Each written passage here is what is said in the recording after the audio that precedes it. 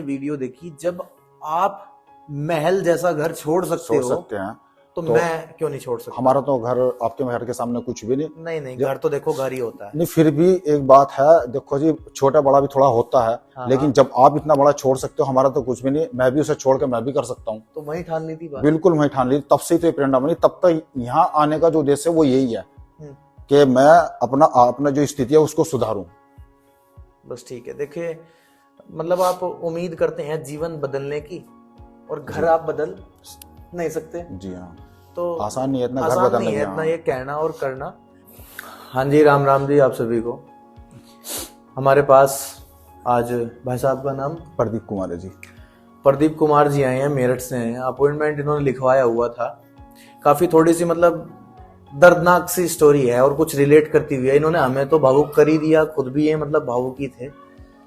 और मेरठ से जैसे ही सुबह चले थे, अपॉइंटमेंट इनका कोई 10 बजे के करीब का था, और ये हमारे पास पहुंचे हैं 4:15 बजे, 4 के बजे करीब। अब ये लगातार कह रहे थे कि हम तो चल रहे हैं, लेकिन हमें लगा था कि कहीं ना कहीं थोड़ा बहुत झूठ है, शायद लग ही रहा था। लेकिन फिर जब ये स्पेशल रिक्शा से देवबंद स्टेशन पे उतर के हमारे ऑफिस तक पहुंचे, तो इन्होंने कहा कि मैं तो फिर जब बिल्कुल ही परेशान हो गया, मैं पूरा घूमता रहा 2.5 घंटे, तो मैं स्पेशल रिक्शा करके आप तक पहुंचा हूँ जी। तो हमने आपसे आते ही पूछा था कि आपके ईशान कोण में गड़बड़ है क्या। जी हाँ, बिल्कुल। हमें लगा कि इनकी कहीं ना कहीं जो बात थी और जो इनके साथ आज ये सारी कंडीशन हुई, तो हमने मैचिंग करी कि ईशान कोण में गड़बड़ है क्या। जी हाँ। जब इनका नक्शा सामने रखा तो ईशान कोण खत्म, है ही नहीं। ईशान कोण था ही नहीं, घर का कटा हुआ है, मतलब नक्शे में है ही नहीं, नक्शे में ईशान कोण है ही नहीं।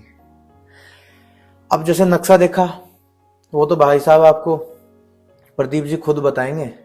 मतलब जैसे हमने नक्शा देखा तो उसमें आप कभी पहले मिले थे हमारे साथ? नहीं, कभी नहीं मिला। हेलो, राम भाइयों सबको जी। मेरा नाम प्रदीप कुमार है और मैं मेरठ से आया हूँ जी। दरअसल मैं सुबह 9:15 बजे के आसपास चला था, और चलने के बाद ये सोच रहा था कि 2-2.5 घंटे में पहुंच जाऊंगा आराम से। हाँ। लेकिन तब से लेकर मैं पहुंचा हूँ 4:15 बजे के आसपास। हाँ।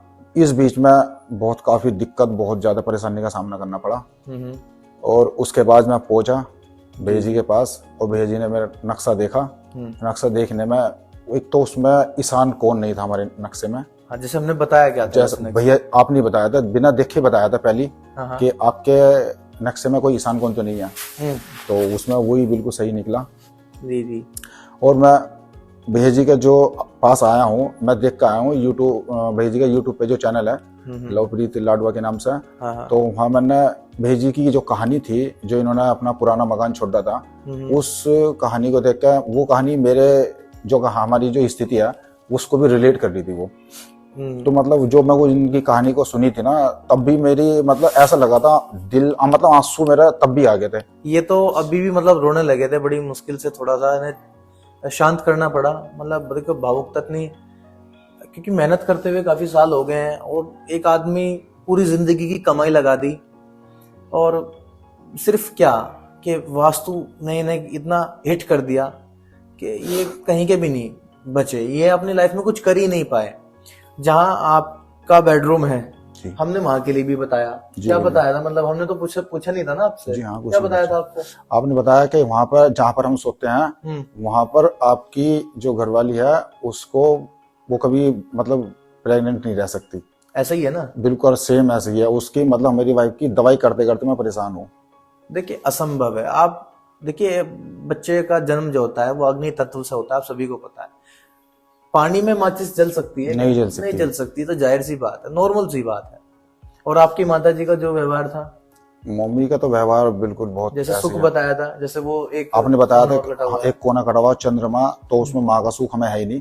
हम माँ के लिए कितना भी निकलना है, लेकिन हमारी माँ उसको एक्सेप्ट नहीं करती। बस वो दोष बना हुआ है। गलती देखो उनकी नहीं, हम माता जी की निकाल लेंगे। वो तो जो दोष वहां पे बन चुका है वो पूरा होके रहेगा, इसलिए हम आपको वहां पे सब कुछ बता देते हैं।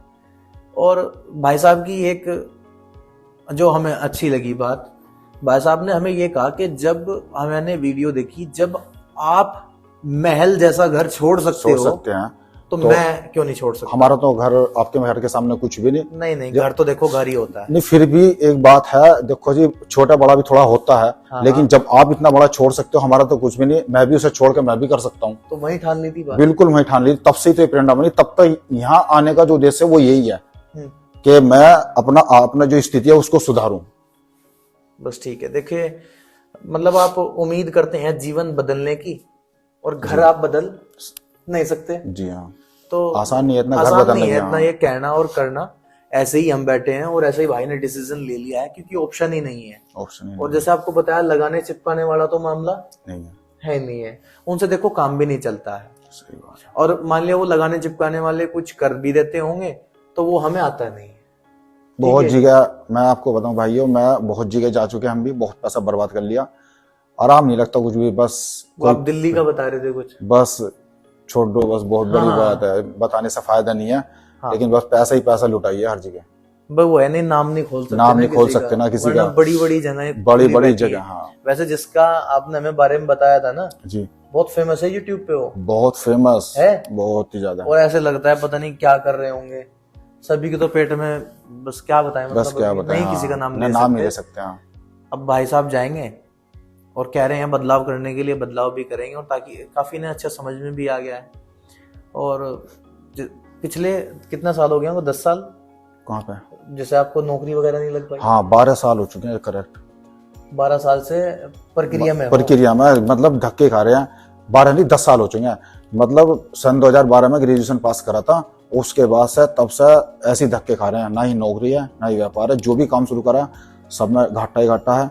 एक बार तो बहुत बड़ा घाटा हुआ। मैं सन 2013 में अपना काम शुरू करा था, ठेकेदारी का, जो रोड की थी उसमें शुरू करने चले थे, वो भी नहीं सफल हो पाया। फिर नोटबंदी से पहले सन 2015 के लास्ट में हमने काम शुरू करा था ठेकेदारी का, डीलरगिरी का।